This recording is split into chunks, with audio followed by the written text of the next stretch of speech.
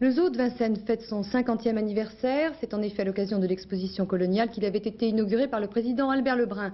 Au départ, ce zoo, le premier de la capitale, s'étendait sur 3 hectares. Il en compte aujourd'hui 17 et abrite 900 espèces animales. La visite guidée de Catherine Nel.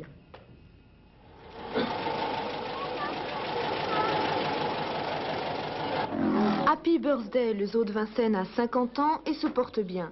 5 à 6 000 personnes tous les jours, 12 000 le dimanche. Du bébé au grand-père, tous viennent voir, s'exclamer, se faire peur et repartent avec l'impression de ne pas avoir gâché leur après-midi. Le zoo de Vincennes, c'est 17 hectares de rochers, de sable, de verdure, d'enclos, où vivent 900 espèces animales, 400 mammifères et 500 oiseaux. Pour soigner tout ce petit monde, une équipe de 120 personnes, dont 44 soigneurs. Le travail d'un soigneur, c'est plus que nettoyer la cage, donner à manger et faire des piqûres. Ce qu'ils ressentent pour les animaux va au-delà de la simple tâche matérielle. Le gardien donne un nom à tous les animaux. Et ils vous connaissent tous? Ah oui, oui. Là, actuellement, c'est Agathe, là, une petite girafe qu'on a élevée, là. Et puis Pompon qui arrive derrière. Et ils ont tous un nom. Et ils nous connaissent bien. Vous avez des relations privilégiées avec certains de vos animaux?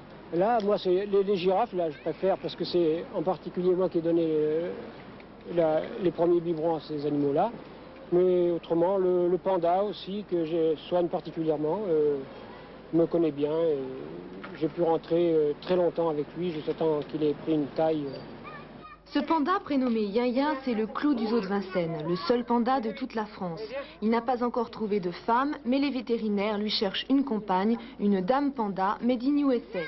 La reproduction des animaux captifs, c'est en effet un des problèmes principaux des zoos.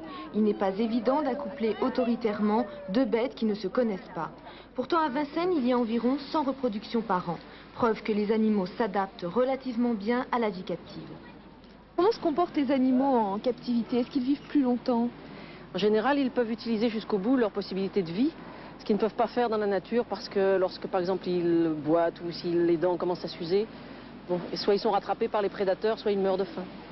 Or nous, quand les animaux commencent à être vieux, ben, on les chouchoute encore plus, on leur fait de la viande hachée, on les laisse dans un coin où ils ne peuvent pas être bousculés par les autres. Seul point critique à Vincennes, mais il est de taille, le financement. Le zoo ne reçoit aucune subvention et ne vit que par la vente des billets.